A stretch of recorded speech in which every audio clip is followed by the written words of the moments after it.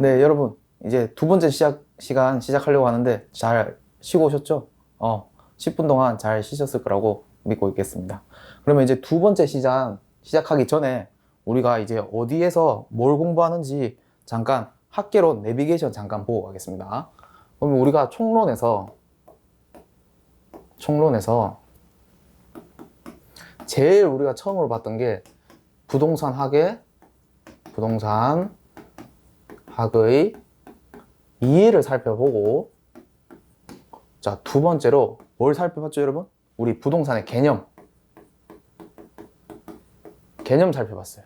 그럼 이번 세 번째는 분류에 대해서 알아볼 텐데, 분류도 좀 나뉩니다, 여러분. 이렇게 첫 번째로 토지의 분류가 있어요. 토지. 두 번째는 이제 건물이 있는데, 오늘은 아마 토지의 분류 쪽에 들어갈 것 같아요. 토지의 분류도 세 가지로 나뉘어요. 첫 번째, 두 번째, 세 번째가 나뉘는데, 첫 번째 뭐냐면 지목이에요, 여러분.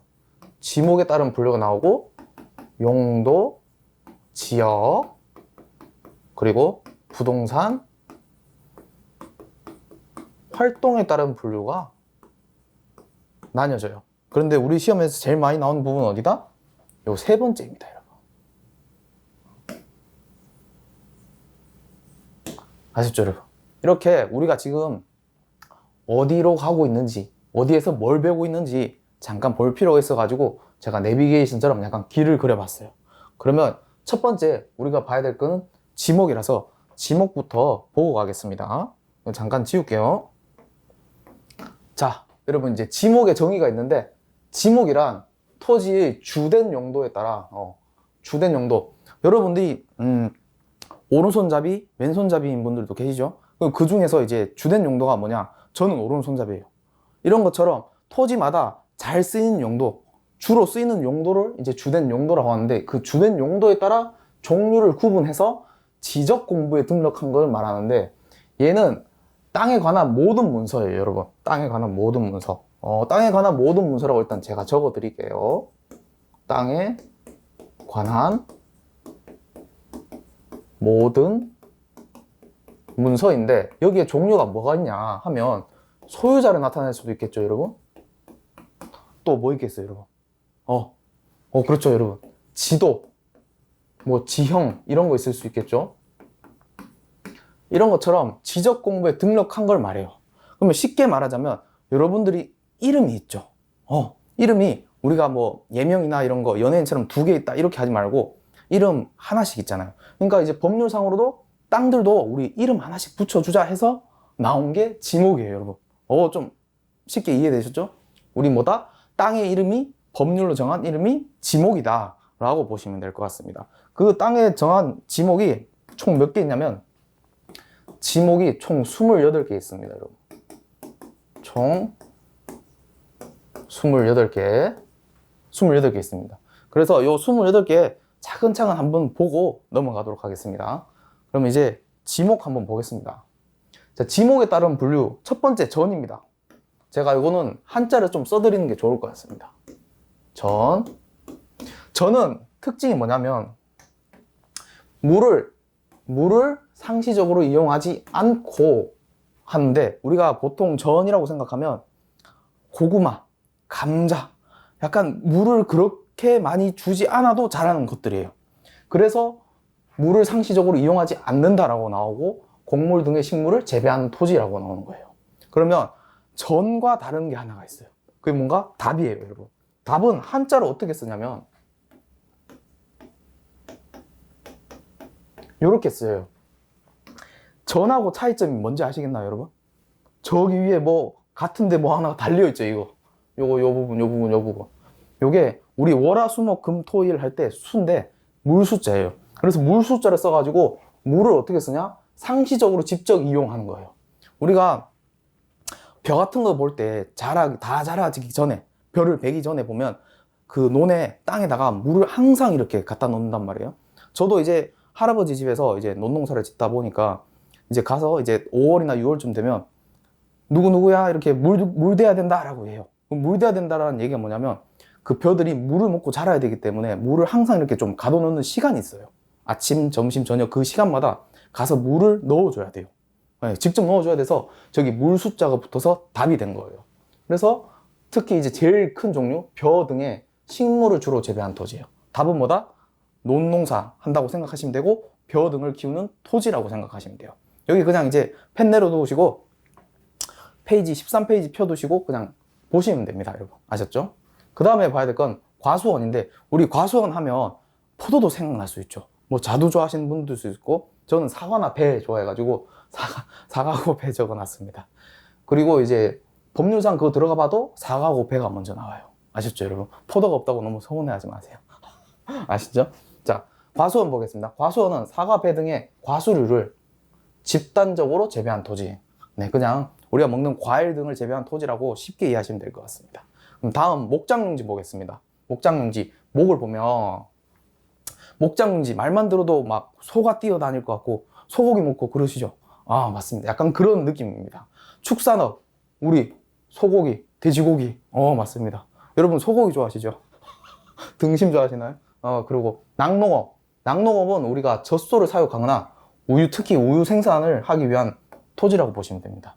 그냥 목장용지, 그래, 목장하면 이제 막 소들이 뛰어다니고 돼지들이 있다, 그런 식으로 생각만 하시면 됩니다. 암기하실 필요는 없습니다. 이제 다음 페이지 한번 보겠습니다. 다음 페이지 첫 보면 임야가 있습니다. 임야. 임야가 보면 뭐냐면 이게 숲을 임자를 써가지고 나무목이 2개 있어요, 여러분. 나무가 2개 있으면 숲을 우거진다 해서 산림 등의 토지인 거예요. 우리 산을 보통 법률상 지목으로서, 우리가 좀 유식하게 이제 지목이라고 불러도 되잖아요. 지목의 뜻을 알아서 했으니까. 그 지목으로 임야라고 해요. 보통 이제 그 부동산 사이트 이렇게 들어가 보면 산, 이렇게 어떻게 보면 이렇게 산, 뭐 1, 2, 3, 임 이렇게 해놓은 경우가 많거든요. 이렇게 이제 표시가 이제 산을 보통 뜻합니다. 아시겠죠? 그리고 이제 다음을 보면 광천지가 나오는데, 요 광천지는 일단 정의부터 보면 지하에서 온수 등이 용출되는 용출구. 이 용출된다는 말이 뭐냐면 용액, 흐르는 액체가 나오는 입구를 말해요. 나갈 출해서 용액이 나온다, 약간 그런 식으로 보시면 되는데, 우리는 그냥 얘를 온천 이렇게 생각하시면 돼요. 온천, 광천지는 온천이다 라고 보시면 돼요. 그 다음 염전은 뭐냐? 염전은 좀 그래도 좀 들어보셨을 것 같아요.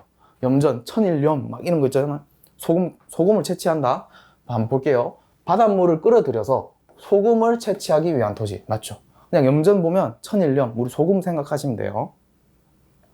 아셨죠? 그럼 다음으로 대자 보겠습니다. 대. 대, 이게 조금 중요해요, 여러분. 이게 왜 중요하냐면 이 대가 뒤에도 계속 조금 나와요. 우리 바로 뒤에 또 볼 거거든요.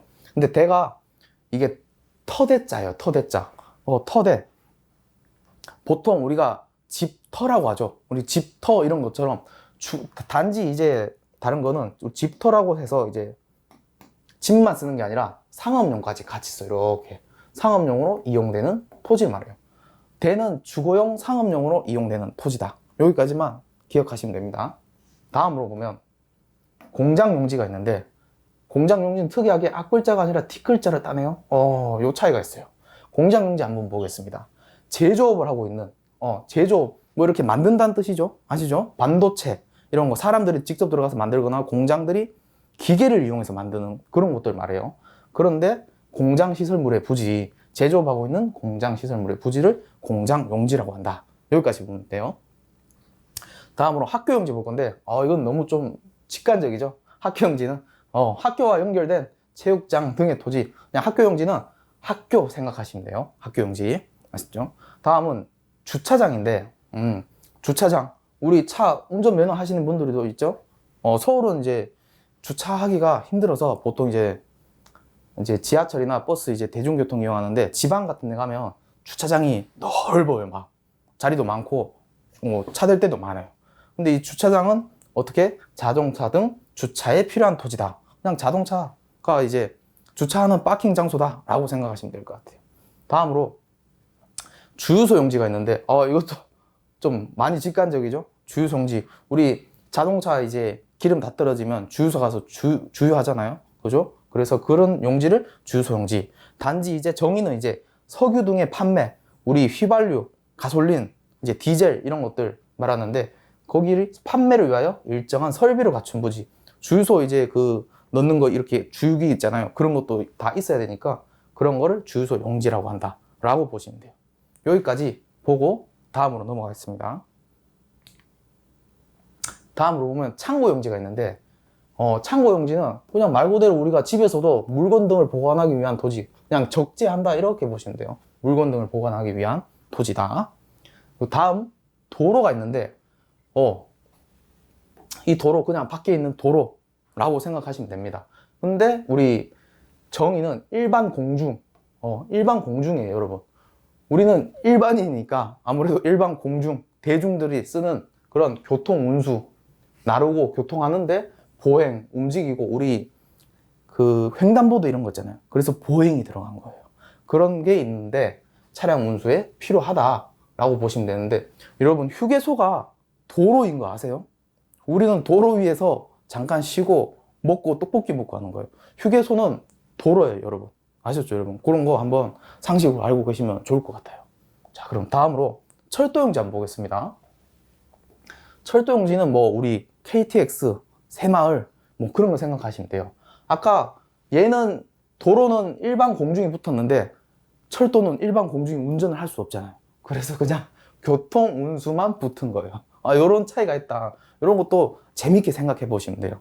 이 토지 28개 막 이렇게 다 외우려고 하시지 마시고 저런 게 있었구나, 이게 뒤에서 또 쓰이는구나 라고 보시면 될 것 같아요. 아셨죠? 다음으로 이제 철도용지 봤으니까 제방 보겠습니다. 제방. 제방은 그림이 있어가지고 뒤에 한번 보고 갈게요.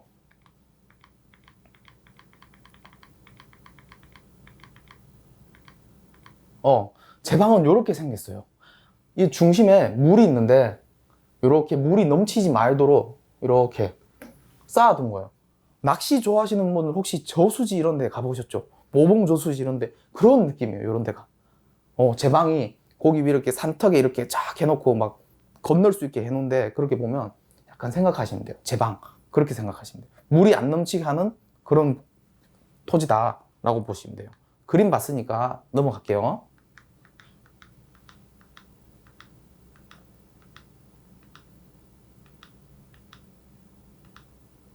네. 제방. 아까 그 그림을 봤으니까 이제 아시겠죠? 유수, 흐를 유, 물수해서 흐르는 물, 이제 모래, 바람 등을 막기 위해서 설치된 부지예요. 아까 그 높이 보셨죠? 물보다 더 높잖아요. 그죠? 다음으로 아까 하천도 봤죠? 하천은 보자. 자연의 유수가 있거나 있을 것으로 예상되는 토지. 있을 것으로 예상되는 토지예요, 여러분. 하천은 바닥이 있고 그 위에 물이 흘러댕겨요. 근데 얘하고 차이점 있는 애가 있어요. 그 밑에 국어라는 애가 있어요. 국어는 약간 논농사 짓는 분들 보면 그 이제 물이 지나가는 물길인데 특징이 하나 있어요. 하천과 같이 이제 자연의 유수가 있거나 있을 것으로 예상되는데 얘는 소규모 수로부지예요. 하천은 좀 큰 범위고 국어는 좀 작은 범위, 소규모 수로부지인 거예요. 아셨죠, 여러분? 하천과 국어는 어떻게 차이 난다? 소규모냐, 큰 규모냐 그런 차이가 난다 라고 보시면 되겠습니다. 다음으로 유지는 뭐냐면 물을 저장하는 댐, 연못이에요. 유지한다 그래서 뭔가 계속 유지한다 그렇게 개그식으로 하면 안 돼요.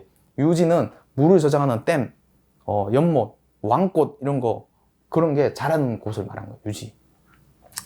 다음으로 이제 양어장은 우리가 바다에 있는 게 아니라 우리가 토지를 하기 때문에 육상이 포인트예요. 육상에 인위적으로 조성된 수상생물의 번식, 양식을 위한 부지예요.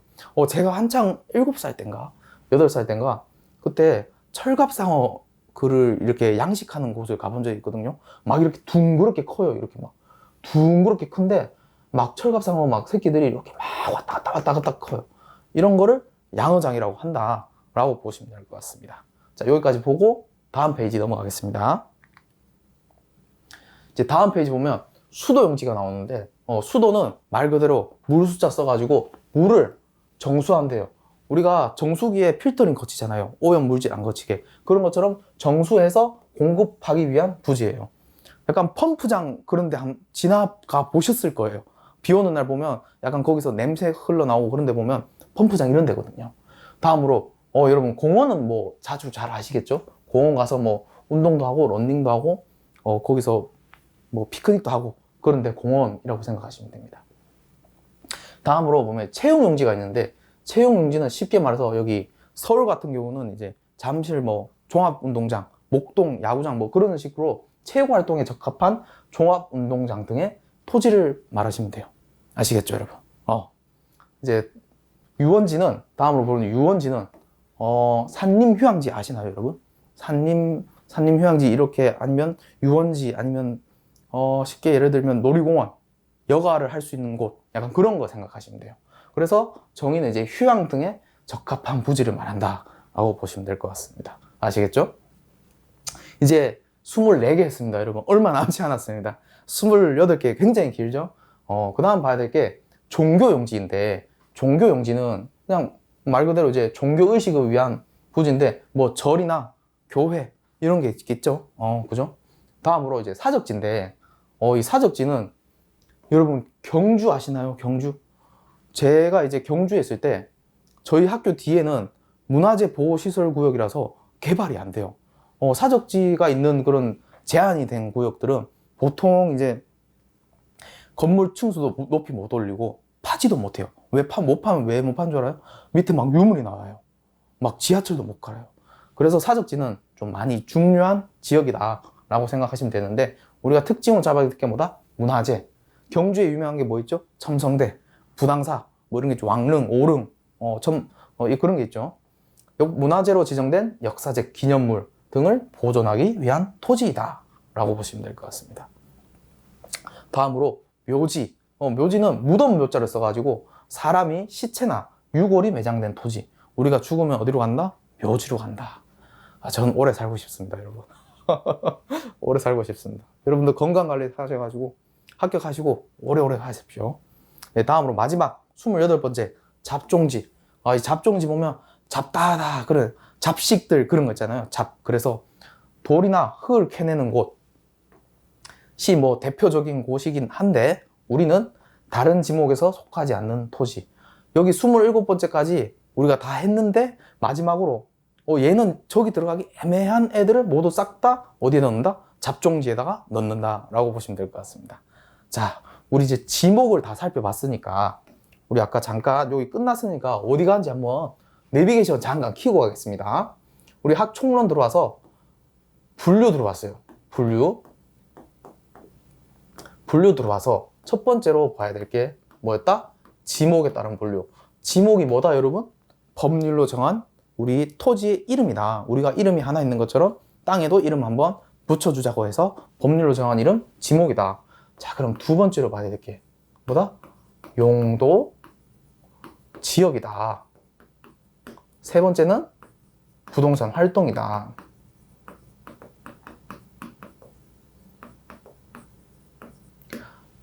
지목은 뭐 여기 이제 제가 법률 조문을 이제 페이지 13페이지에 갖다 놔서 밑줄 칠 필요는 절대 없고, 다음으로 용도 지역에 따른 분류 한번 보겠습니다.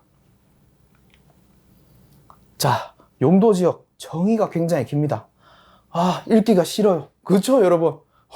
저도 이걸 쓰면서 너무 힘들었는데, 제가 봤을 때 우리 간단하게 하는 걸로 해보겠습니다. 용도 지역이란 토지의 이용 및 뭐 건축물 용도 블라블라블라 해서 뭐 이렇게 서로 중복되지 아니하게 도시군 관리 계획이 뭔지 모르겠어 결정하는 지역을 말한다 라고 정의가 굉장히 깁니다. 이건 교수님들이 정해놓은 거고 제가 다시 재해석해서 적은 걸 한번 보시죠. 쉽게, 이게 포인트입니다, 여러분. 쉽게. 자, 전국 토를 대상으로 땅의 쓰임새를 우리가 미리 정해두는 것을 말합니다. 자, 용도지역의 용자가 쓸 용자입니다, 여러분. 도자가 길도자고, 지가 땅지고, 역자가 구역할 때 역입니다. 용도지역을 그렇게 한자로 풀어서 해석하면 땅의 구역을 쓰임이나 목적에 맞게 나눈 것을 말하는 겁니다. 아시겠죠, 여러분? 그래서 땅의 쓰임새를 우리가 미리 정해두자라고 합니다. 근데 왜 미리 정해야 되는데? 라고 물으실 수 있기에 제가 또 한번 또 왜라고 적어놨는 걸 한번 보시죠. 왜? 한번 보시죠. 왜 그럴까 보면 무질서한 개발을 막아야 돼요, 여러분. 용도 지역을 만약에 정해두지 않으면 나는 저 산자락 끝에 가서 집 지을 건데 아니 나는 저기 저 산자락 끝에 가서 삼계탕 집 할 건데 막 그럴 수가 있단 말이에요. 그러면 우리가 그런 걸 막기 위해서 용도 지역을 정합니다. 아셨죠, 여러분? 그리고 두 번째, 토지를 계획적으로 사용하기 위해서. 우리가 예를 들어서 아침에 6시에 일어나서 오늘 하루의 계획을 적는 거예요, 여러분. 그런 것처럼 토지도 어떻게 하자? 계획적으로 사용해서 잘 써보자 하고 하는 게 용도 지역입니다. 아셨죠, 여러분? 그러면 용도 지역에 뭐가 있는지 봐야 될 거 아니에요, 여러분? 그러면 용도 지역에 뭐가 있는지 한번 보겠습니다. 용도 지역의 구분인데, 용도 지역은 도시지역, 관리지역, 농림지역, 자연환경, 보전지역에서 도관농자라고 외우시면 됩니다. 도관농자. 막 그렇게 심각하게 시험에 나올 법한 외운 게 아닌데 이게 앞으로 계속 나오기 때문에 입에 좀 붙으시라는 차원에서 도관농자 하시면 돼요. 뭐 약간 사자성어 같은데 뭐 청고마비 이런 것처럼 도관농자 이렇게 외우시면 될 것 같아요. 여기 있는 내용도 제가 굉장히 많이 풀어서 쓴 겁니다. 한번 보시겠습니다. 도시지역은 현재 사람이 많이 살고 있어요, 여러분. 그렇죠? 서울을 예로 들면 1000만 명이나 가까이 되는데 수도권 인구가 2500만 명이에요, 여러분. 2500만 명이면 대한민국 인구의 절반이에요, 여러분. 그게 어디에 몰려있다? 도시 지역에 몰려있다. 그리고 뭐가 있다? 앞으로 발전할 가능성이 높은 지역이다. 그렇죠, 여러분? 수도권 집중화가 되는 이유는 수도권에 일자리가 있고 기회가 있기 때문에 다 몰려드는 거겠죠, 여러분? 그죠? 자, 그러면 관리지역 한번 보겠습니다. 관리지역. 자, 관리지역은 도시지역으로 지정하기 애매하지만 도시지역은 아니에요. 근데 관리지역 이름에 맞춰서 관리를 좀 해줘야 될 것 같아요. 혹시나 도시지역으로 편입될 수 있기 때문에, 도시지역으로 바뀔 수 있기 때문에. 그죠? 도시지역과 농림지역, 자연환경보전지역 중간 단계 역할을 하는 지역이라고 보시면 됩니다. 딱 얘네들하고 딱 중간에 딱 걸쳐 있어요. 아시겠죠, 여러분? 자, 그러면 관리지역 봤으니까 농림지역 한번 보겠습니다. 자, 농림. 여러분, 농자가 농사할 때 쓰는 농이고, 림자가 임업할 때, 우리 나무로 이제 뭐 목재로 하는 업을 할 때 쓰는 말을 뜻해요. 그러면 농림지역은 한번 볼게요. 농업과 임업, 살림의 지능, 잘 되라고 막 북돋아 주는 지역이에요. 좀 농사 좀 지어봐, 임업 좀 해봐 라고 이렇게 하는 지역이에요. 그런 지역이 농지법 혹은 산지관리법의 규제를 받는 지역이에요. 규제를 받으니까 투자할 때 어떻게 했어요? 힘들어요, 여러분. 아셨죠? 아시죠? 다음으로 자연환경보전지역이에요. 자연환경보전지역 하면 제일 크게 떠오르는 게 뭐 강원도, 산간, 뭐 국립공원, 아니면 제주도, 약간 그런 식으로 생각하시면 될 것 같아요. 그 예로 자연, 수자원, 생태계, 문화재, 아까 경주 제가 말씀드렸죠. 경주는 개발이 안 돼요. 그래서 다른 땅을 이렇게 막 개발하고 있어요. 도심지가 아닌 다른 외곽 지역을 개발하고 있어요, 경주는. 그래서 보전이 필요한 지역인데 어떻다? 개발 행위가 제한된다. 제가 경주에 한 10년 동안 있었는데 10년 동안 변한 게 없어요. 기와집만 막 늘고 있어요, 여러분. 기와집만. 참 아이러니하죠. 문화재가 많아서 밑에 땅 파면 막 그릇 나오고 숟가락 나오고 그랬어요, 저희 학교에서. 진짜요, 여러분. 직접 봤어요, 제가. 이렇게 자연환경 보전지역까지 이제 용도지역을 도감농자에서 봤는데, 그러면 도시지역은 또 어떻게 나니까 또 그걸 또 봐야 돼요. 도시지역을. 자, 한번 보겠습니다. 도시지역이 분류인데, 여러분 한번 잠깐 내비게이션 잠깐만 키우고 갈게요. 내비게이션. 자, 지금 지목했고 우리가 용도지역을 했는데, 용도지역을 했는데, 용도지역이 아까 도시지역, 관리지역, 농림지역, 자연환경보전지역까지 이렇게 나눴어요. 맞죠? 근데 도시지역을 다시 세분화시킨대요. 어떻게? 주거, 상업, 공업, 녹지로 나눈대요, 여러분. 녹지로 이렇게. 어디 가시는지 아시겠죠? 우리가 지목 다음에 용도지역 왔는데, 용도지역에서 도관 농자 보고 도시 지역이 따로 이제 주거, 상업, 공업, 녹지로 나뉘는 거예요. 아셨죠, 여러분? 자, 그러면 주거 지역부터 한번 보겠습니다. 주거 지역 보면 인구의 거주 및 생활을 위한 지역. 제가 굉장히 많이 풀었었습니다. 이것도. 인구가 살아가고 우리가 잠자는 데라고 생각하시면 돼요. 주고, 잠자고, 우리가 TV도 보고 그런데 아시겠죠, 여러분? 주거 지역. 그다음에 상업 지역은 이 상자가 장사 상자예요. 장사 상자. 그러면 물건을 사거나 혹은 팔 수도 있겠죠. 그런 곳을 상업 지역인 거예요. 아셨죠? 상업 및 업무의 기능의 편익을 증진을 위한 지역이라고 보시면 돼요.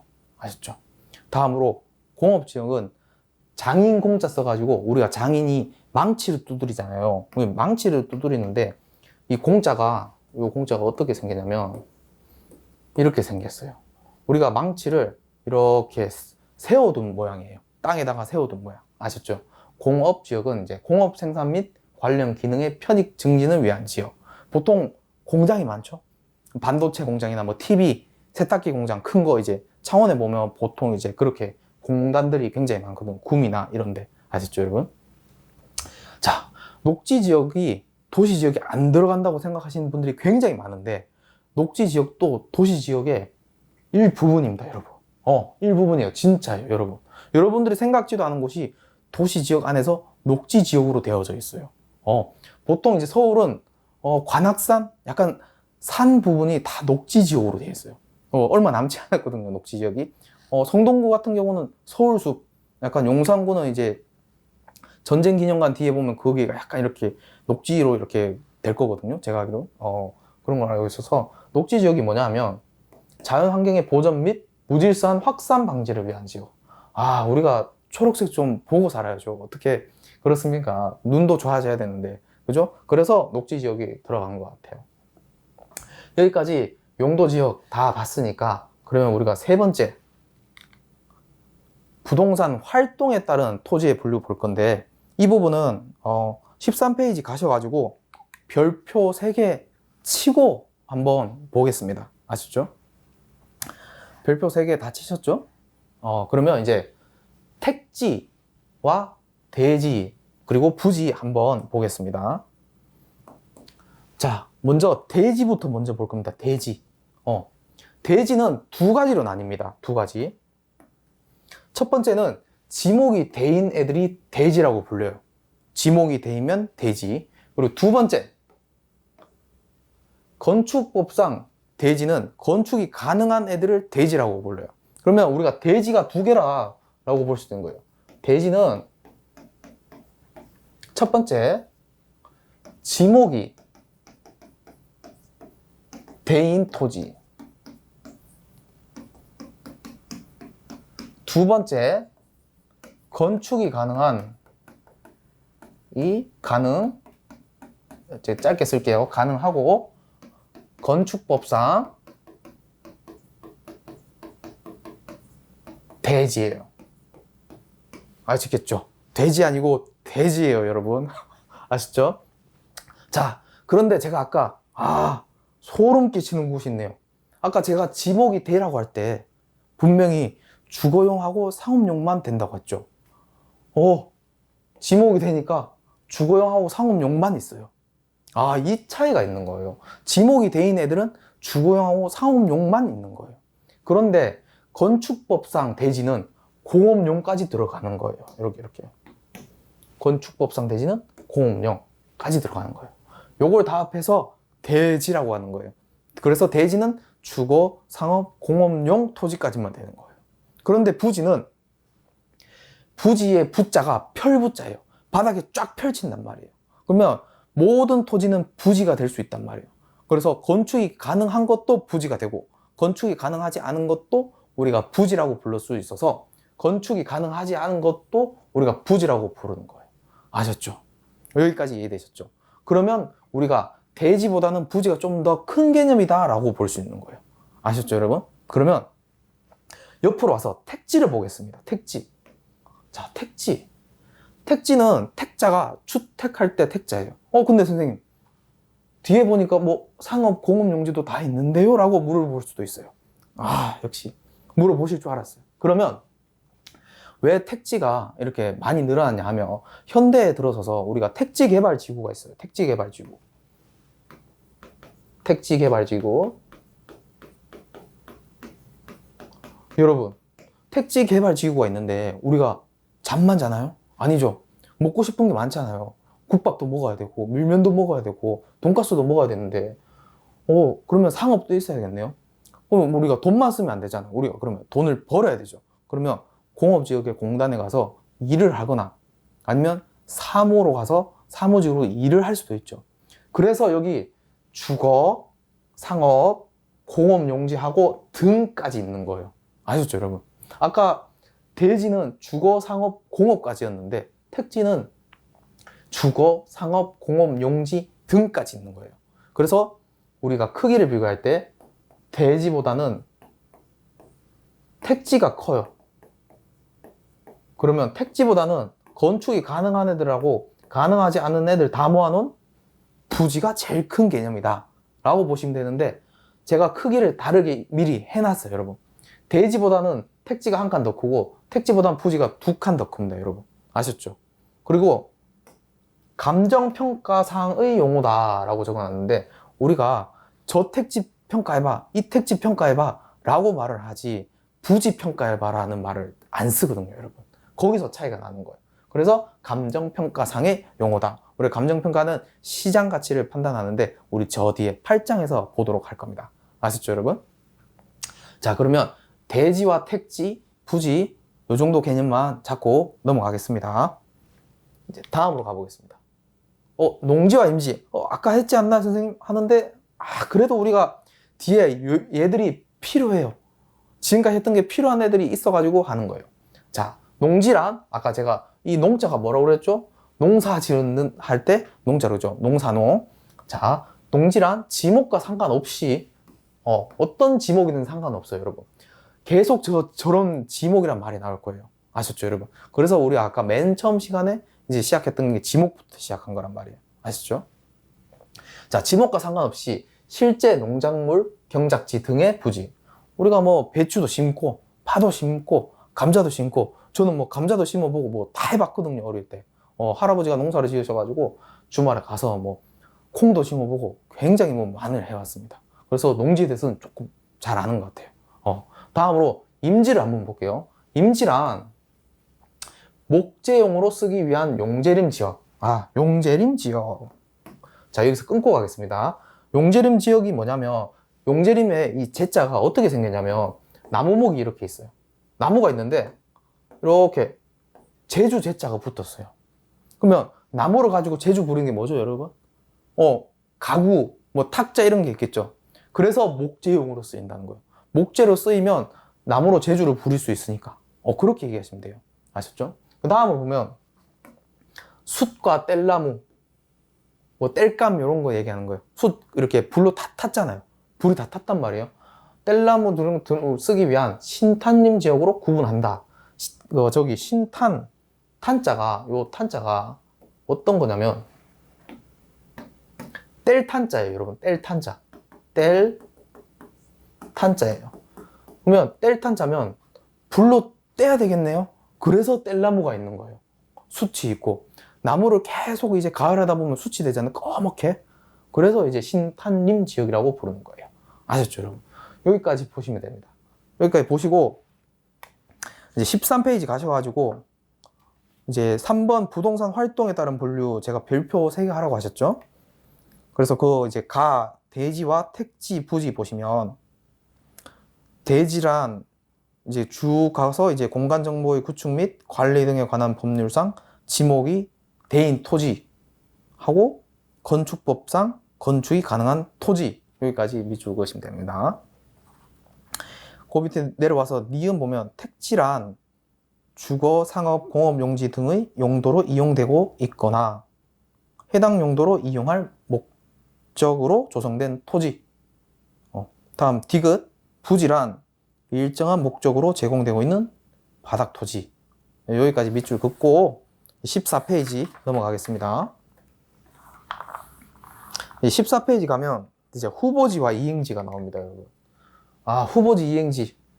자, 큰 애들 먼저 보겠습니다. 큰 애들, 우리 택지 지역. 아까 택지 지역 주거, 상업, 공업 애들이 들어간다고 그랬죠? 보니까 주거, 상업, 공업 애들이 들어와 있어요, 여러분. 주택지, 상업지, 우리 장사상, 물건 사고 파는 데라고 그랬죠? 다음으로 이제 공업지, 공장 이렇게 만드는 거라고 얘기했죠.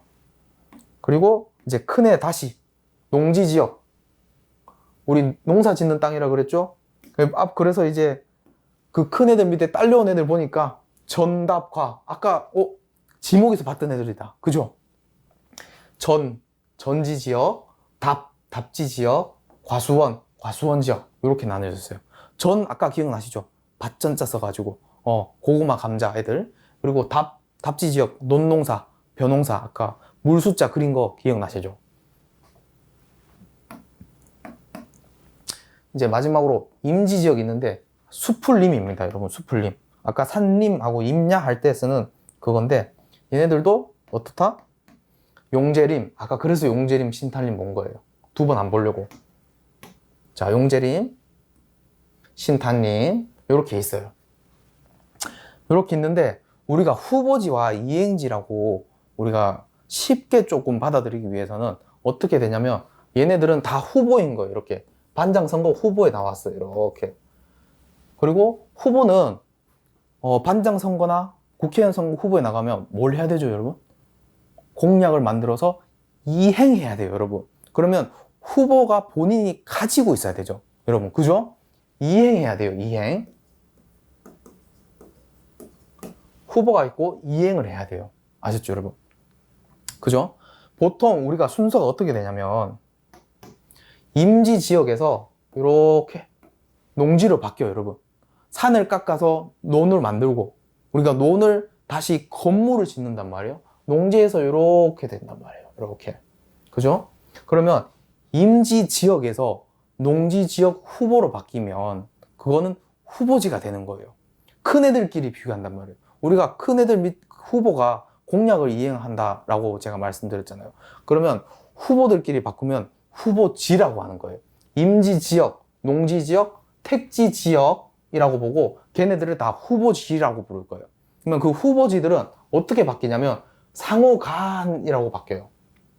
우리 시험 문제 포인트는 후보지는 상호간이에요. 왜냐하면 후보들 서로끼리 싸우면 안 돼요, 여러분. 반장 선거에 나왔는데 서로 육두문자 날리고 싸우면 안 되잖아요, 여러분. 후보는 어떻게 해야 된다? 상호간에 배려해야 된다라고 생각하시면 돼요. 아셨죠, 여러분? 그러면 임지 지역에서 농지 지역으로 바뀌었어요, 여러분. 그러면 후보지에 해당하죠? 그러면 상호간이 나와야 되는 거예요. 아셨죠? 이제 다음으로 그러면 이행지를 한번 볼게요. 이행지. 그럼 자, 임지 지역에서 농지 지역으로 바뀌었어요. 후보지로 이렇게 살짝 넘어갔어요. 농지 지역이 됐단 말이에요. 그러면 농지 지역 후보지가 이렇게 공약을 이행을 해야 되니까 전, 답, 과수원 이 지역 안에서 서로 공약을 이행해야 되겠네요. 그러면 전에서 답으로 바뀌면 이행지죠. 답에서 과수원으로 바뀌면 이행지죠. 여기까지 조금 이해되셨을 거라 봅니다. 우리가 처음에 크게 어떻게 이해하자? 반장 선거에 나오는 후보자들이 보고 후보들이 바뀌면 걔네들이 바뀌면 그 안에 있는 공약을 어떻게 된다? 이행해야 된다. 세로는 어떻게 된다? 후보지니까 상호간에. 그리고 다음으로 이행지는 용도적 지역 내에서 우리가 택지 지역 내에서 농지 지역 내에서 임지 지역 내에서 바뀌는 것을 우리는 이행지라고 합니다. 예를 들어서 만약에 다시 농지 지역에서 택지 지역으로 갔어요. 그렇게 되면 뭐다? 후보지 상호간에 배려를 해야 된다. 후보가 상호간에 배려를 하고 난 다음에 공약을 우리는 뭐 해야 된다? 이행해야 되니까 주택지에서 상업지로 가는 걸 이행지, 상업지에서 공업지 가는 걸 이행지라고 한다 라고 보시면 될 것 같습니다. 아셨죠, 여러분? 여기까지 후보지하고 이행지였는데 잠깐 제가 그래도 이렇게 얘기를 해도 조금 마음에 걸리는 게 있어가지고 잠깐만 다시 정리를 할게요. 자, 후보지는 덩치가 큰 애들이에요. 반장 선거 이렇게 딱 국회의원 선거 후보 나온 애들인데 걔네들은 어떻게 된다? 상호간에 배려를 해야 되니까 후보지는 상호간이라는 단어가 나와야 돼요. 아셨죠? 여기에 포인트가 들어가야 돼요. 그리고 다음으로 후보가 딱 바뀌었어요. 그러면 그 사람들은 공약을 이행해야 되죠. 이행하려면 어떻게 해야 돼요? 내가 가진 공약 내에서 우리는 이행지는 내에서의 포인트를 맞출 겁니다. 후보지는 상호 간에, 이행지는 내에서 포인트 잡고 넘어가겠습니다. 자, 필지와 획지인데 우리 필지는 필자가 부필자라 말합니다. 획지는 이제 글획, 가로획 이렇게 얘기하는데 필지, 한 필지, 두 필지 이렇게 얘기하거든요. 근데 왜 한 필지, 두 필지라고 얘기를 할까 보면 우리 조선시대 때, 과거 때 우리 땅을 어떻게 그랬어요, 여러분? 붓 가지고 그랬잖아요. 그래서 붓 가지고 그려서 그게 아직까지 이어져서 붓이 단위가 한 필, 두 필이잖아요. 그래서 토지를 한 필, 두 필이라고 하는 거예요. 붓이 토지로 넘어와서 적용이 된 거예요. 아셨죠, 여러분? 그러면 필지부터 한번 볼게요. 자, A구 B동 1번지입니다, 여러분. 주거지역이네요. 주거지역. 주거지역 어디예요, 여러분? 용도지역에서 도시지역, 관리지역, 농림지역, 자연환경보전지역에서 도시지역에 해당하죠. 도시지역에서 주거지역에 해당하는 거예요. 그리고 이건 뭐다? 지목이 되다. 지목이 되다. 우리 계속 반복 학습하고 있는 거예요. 복습이 되게끔. 자, 그러면 필지는 한 필지, 두 필지라고 얘기한단 말이에요. 그래서 제가 2번에 보면 한 필지라고 해놨어요. 그러면 여기 1번지가 한 필지니까 2번지도 있네요. 2번지는 그럼 몇 필지예요? 2번지도 한 필지죠. 근데 1번지랑 2번지랑 합치면 두 필지죠. 1 더하기 1은 2니까요. 이렇게 생각하시면 돼요. 그리고 필지는 하나의 지번이에요. 하나의 지번. 포인트가 우리는 하나의 지번에 맞춰야 돼요. 이렇게. 하나의 지번. 아셨죠, 여러분? 여기까지가 필지의 개념이었습니다. 아셨죠? 그 다음에 우리가 봐야 될 게 뭐냐? 획지입니다. 자, 획지는 제가 밑에 적어놨죠. 가격 수준이 비슷합니다. 가격 수준이 비슷한 것들끼리 구획했다 해서 획지예요, 여러분. 제가 밑에 가격을 적어놨어요. 자, A구 B동 1번지 주거지역 지목이 되는 가격이 300만 원인데 A구 B동 2번지는 301만 원이에요. 가격이 만 원밖에 차이 안 나잖아요, 여러분. 뭐 한 100만 원, 200만 원 차이 나는 것도 아니고. 그죠? 그러면 1번지랑 2번지는 가격 수준이 비슷하네요. 그래서 이렇게 파란색 틀로 하나로 묶어서 우리는 하나의 1획지라고 할 수 있는 겁니다. 아셨죠, 여러분? 그리고 이제 마지막으로 정리를 하자면 획지는 뭐가 비슷하다? 가격 수준이 비슷하다. 가격 수준에 포인트를 맞추셔야 돼요. 가격 수준, 가격 수준이. 그 다음에 필지는 하나의 지번에 초점을 맞추셔야 됩니다. 아시죠, 여러분? 자, 여기까지가 필지와 획지의 개념이었습니다. 다음 넘어가겠습니다. 다음은 이제 나지와 건부지인데, 자, 나지와 건부지에서 나자가 헐거벗을 나자입니다. 우리가 보통 나체, 옷에 이제 몸에 옷이 아무것도 없다, 약간 그런 느낌입니다. 그리고 건부지는 건자가 세울 건자인데 부지는 아까처럼 똑같이 펼부자 씁니다. 건물이 펼쳐져 있는 땅을 말하는 겁니다. 여기까지 용어 정리하고 우리 나지와 건부지 한번 보겠습니다. 자, 나지가 있는데 A구 B동 10번지입니다. 이번엔 녹지지역이네요. 녹지지역은 어디에 있다? 도시지역에 있다. 도시지역의 녹지지역. 지목은 답입니다. 지목은 답인데 나지로 되어 있습니다. 그럼 나지의 특징을 보면 건부지랑 비교해보면 딱 차이가 나죠. 얘는 건물이 있는데 얘는 뭐가 없다? 건축물이 없다 라고 보시면 됩니다. 그리고 나지는 사법상의 권리가 설정되어 있지 않습니다. 요게 포인트입니다. 사법상의 권리. 우리 사법상의 권리라고 하면 우리가 월세에 들어가 살면 뭐 임차권, 뭐 전세권 이런 권리, 지상권 이런 권리가 설정이 안 되어 있습니다.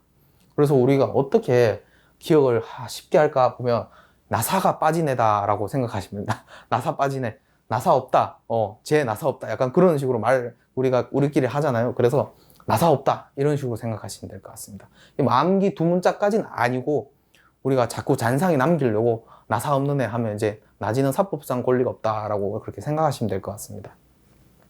여기까지 나지의 개념이었습니다. 나지는 뭐라고, 여러분? 토지 위에 정착물이 없는 애라고 처음부터 생각하셔야 돼요. 아셨죠? 그럼 다음 건부지 보겠습니다. 건부지 보니까 A구 B동 5번지인데 이번에는 상업지역이네요. 상업지역. 그리고 지목이 대예요. 주거 상업은 대가 가능하니까. 그죠, 여러분? 자, 건부지는 토지의 이용이 제한돼요. 왜 토지 이용이 제한될까요? 원래 이 토지가 이만큼 컸는데 건물이 들어섰어요. 그리고 남은 토지에는 건물을 지을 수 없어요. 왜냐하면 우리가 법률로 정한 범위 이내만큼 건물을 지을 수 있거든요. 그럼 이 나머지 땅들은 어떻게 해요? 못 써요, 여러분. 여기서 뭘 할 수 있는 게 없어요. 여기서 더 이상 지으면 법률을 어떻게 한다? 위반한다라고 보시면 됩니다. 아셨죠? 그래서 건부감가예요. 그러니까 이게 건부지 감가인데 왜 감가시키냐? 더 이상 건물을 못 올리니까. 여기서 어떻게 더 올려요? 안 그러면 건물을 다 때려 부셔야 되는데, 그죠? 재건축해야 되는데, 좋은 말로. 제가 다 때려 부셔야 되는데, 이런 말 안 써야 되는데, 제가 좀 쉽게 이해하려고 그러니까 그렇게 말한 것 같아요. 어떻게 된다? 건물을 더 이상 지을 수 없어서 건부지를 감가시킨다. 낮게 본다. 약간 그런 뜻입니다. 아셨죠? 그 다음으로 보면, 최유효 이용. 또 나왔어요, 여러분. 최유효 이용 듣기 싫어. 라고 생각하실 수도 있는데, 일단 한번 보시죠. 최유효 이용의 기대 가능성이 낮아요. 그때 제가 말씀드린 게 최유효 이용은 뭐 다 기억은 안 나는데 부동산의 가치를 극대화시킨 거라고 했어. 거기까지만 기억하시면 최고입니다. 진짜. 진짜 베스트. 진짜. 그러면 부동산의 가치를 극대화시켜야 되는데 만약에 이 건부지 땅이 예를 들게요. 100층까지 지을 수 있어요, 여러분. 100층 가능. 근데 이 건물이 50층까지 밖에 못 지었어요. 그러면 이 부동산의 가치를 극대화시킨 걸까요? 아니면 극대화시키지 않은 걸까요? 극대화시키지 않은 거예요, 여러분. 100층까지 지을 수 있으면 100층까지 다 지어서 돈을 많이 버셔야죠, 여러분들이. 50층까지 지으면 어떡해요. 그죠? 그래서 건물 등이 최유효 이용에 적합하지 않을 수 있기 때문에 기대 가능성이 낮다라고 하는 거예요. 아셨죠? 100층까지 지을 수 있으면 어떻게 된다? 100층까지 다 지어서 우리가 돈을 많이 벌자라고 생각하시면 돼요. 아셨죠? 이제 그래서 건부지는 토지 이용을 제한한다. 그리고 최유효 이용의 가능성이 낮다. 요 두 가지 꼭 기억해 주셔야 돼요. 아셨죠? 그래서 이제 14페이지 잠깐 책 보고 가겠습니다. 자, 14페이지 보면 이제 다 후보지와 이행지가 있는데 이제 후보지란 용도적 지역 상호 간 여기까지만 끄셔야 돼요. 뒤에 거는 끌 필요가 없어요. 우리가 시험 문제 나올 때도 상호 간까지만 봐야 돼요. 니은 이행지란 용도적 지역 내에서까지만 하셔야 돼요. 라 필지 봅시다. 필지 횟집. 필지란 하나의 지번을 가진 토지. 기억나시죠? 부필 그거 하나씩. 니은 획지란 가격 수준이 비슷한 토지를 말한다. 제가 파란색으로 이렇게 크게 칠한 거 기억나시죠? 자, 나지와 건부지 보겠습니다. 마에 나지란 사법상의 권리가 설정되어 있지 아니한 토지랑 위에 첫째 줄 보면 제가 깜빡할 뻔했네. 토지의 건물이나 그 밖에 정착물이 없고 지상권 등 토지의 사용 수익을 제한하는 요거까지 다 그어주셔야 돼요. 자, 니은 건부지란 건축물이 있는 토지 그으시고 디귿 토지 이용을 제한 건부 감가가 이루어진다. 여기까지. 그리고 마지막 미음 건부지는 나지에 비해 최유효 이용의 기대 가능성이 낮다. 여기까지 그어주시면 됩니다. 자, 여러분 힘내봅시다. 여러분 얼마 안 남았습니다. 6개 정도 남았는데 금방 할 것 같습니다. 금방 한다 그래 놓고 금방 안 꺼내준 그런 말은 아니에요. 자, 그럼 다음 법지 보겠습니다. 자, 법지의 법자가 법법자입니다. 여러분 법법자인데 법법자. 자, 법법자예요, 여러분. 법지. 자, 이 법지 한번 살펴보겠습니다. 자, 집이 두 채가 있네요. A구 시동 1번지 주거지역. 주거지역 하면 어디 지역? 도시지역 안에 주거지역 있죠. 지목은 됩니다. 얘도 A구 시동 5번지 주거지역 지목이 됩니다. 그죠? 근데 이렇게 비탈진 곳이 있네요.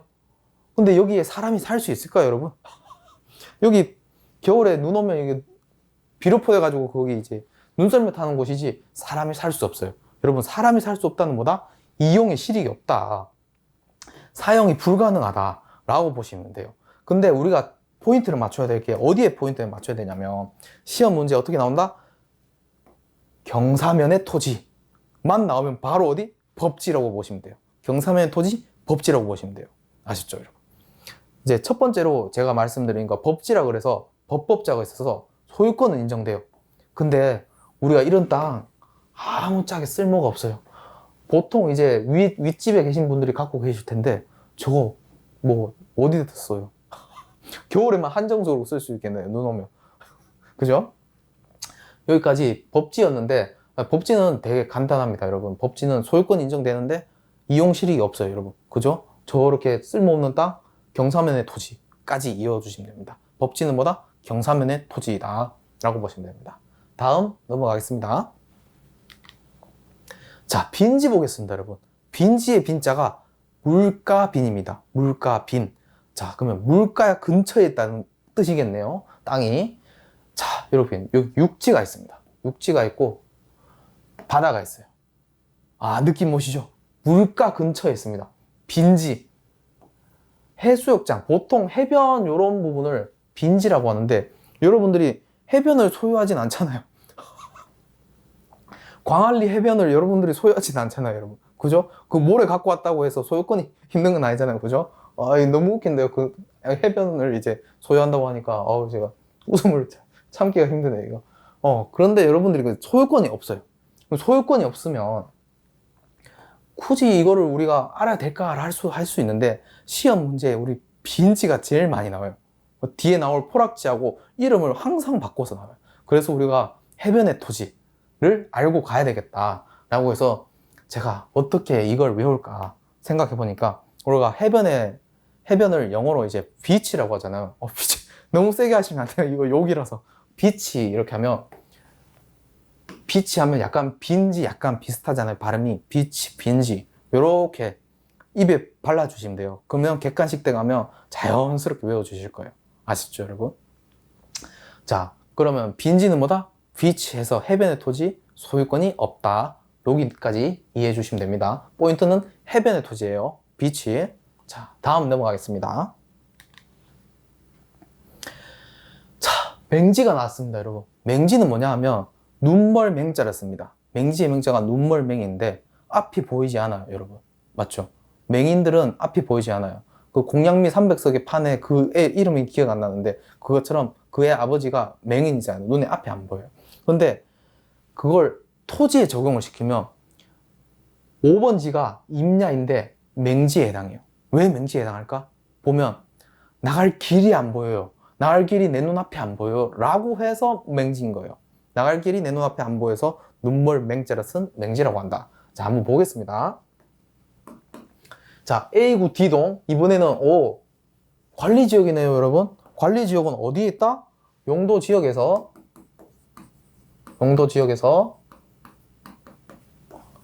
도시지역, 관리지역, 농림지역, 자연환경 보전지역까지 있는데 두 번째 관리지역에 해당합니다. 아셨죠, 여러분? 자, 관리지역 보니까 1번지 전, 2번지 전, 3번지 전, 4번지 전, 5번지 임야, 6번지 답, 7번지 답. 여기 이 부분이 약간 산을 깎아서 만든 곳이라고 생각하시면 돼요. 제가 약간 일부러 사례를 약간 지도를 보고 약간 만들어 봤거든요. 약간 그래도 실제 비슷하게 해야지 그래도 공부할 때 좋을 것 같아서 그렇게 갖고 왔습니다. 자, 그럼 우리가 봐야 될 곳은 어디다? 5번지 임야, 맹지, 이 부분이다. 다 이 부분이 도로라고 하면 이 부분도 도로, 이 부분도 도로, 이 부분 위에도 도로, 동서남북이 다 도로인데 5번지는 나갈 길이 안 보여요, 여러분. 길이 하나도 없어요. 그냥 꽉 막혀 있어요, 여러분. 거짓말 같죠? 이렇게 다 꽉 막혀 있어요. 이렇게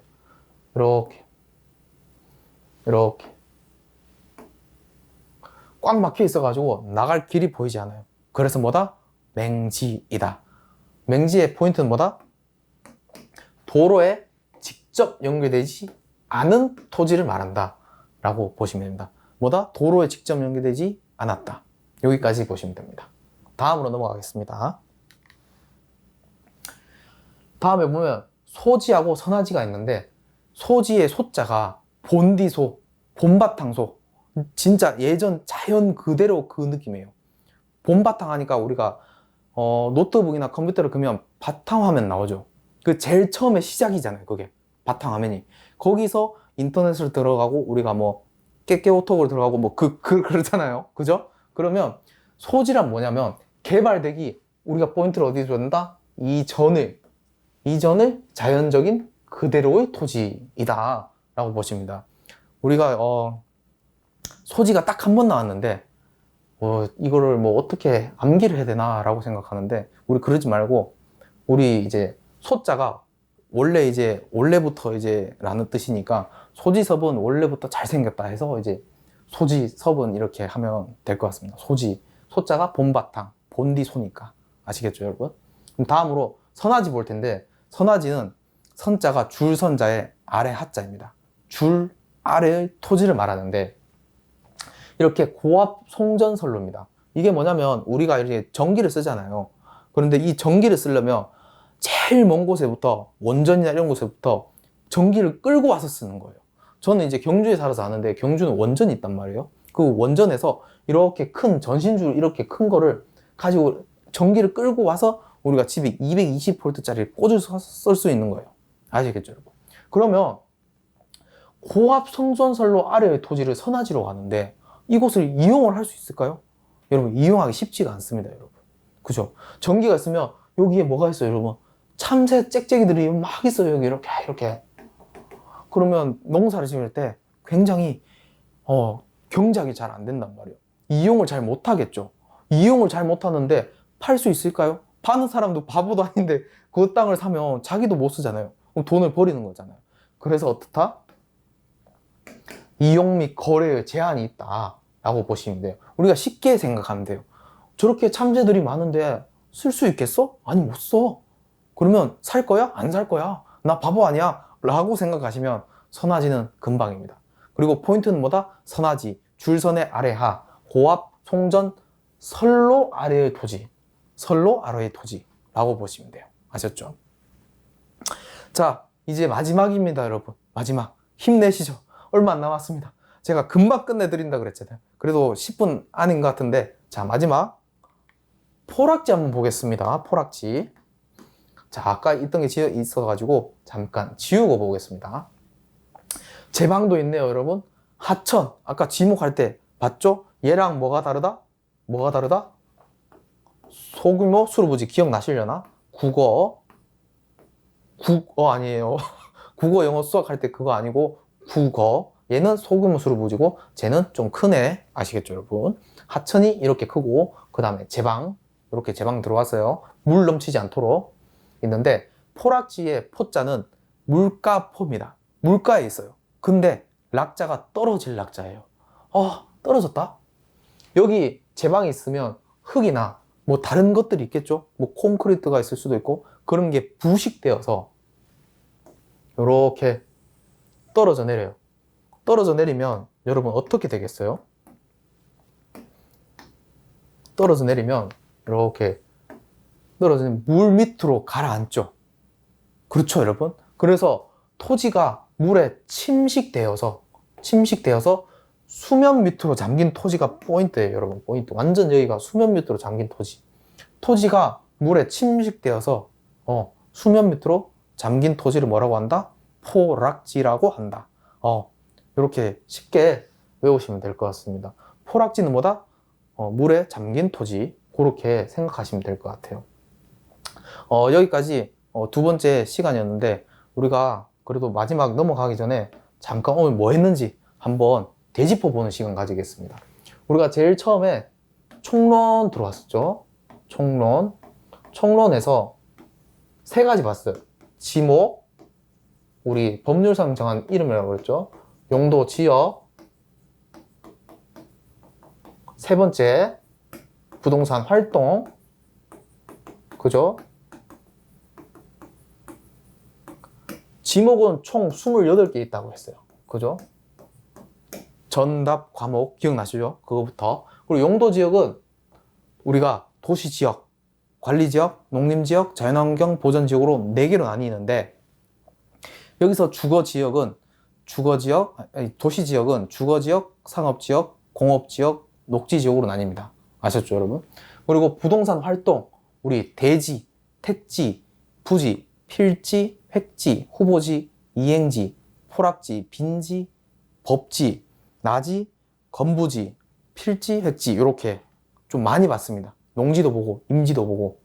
그래도 오늘 좀 많이 했는데 제가 그래도 포인트 잡아주는 거 위주로 조금 한번 보시는 게 좋을 것 같습니다. 그래서 마지막으로 15페이지 밑줄 치고 오늘 시간 마무리하도록 하겠습니다.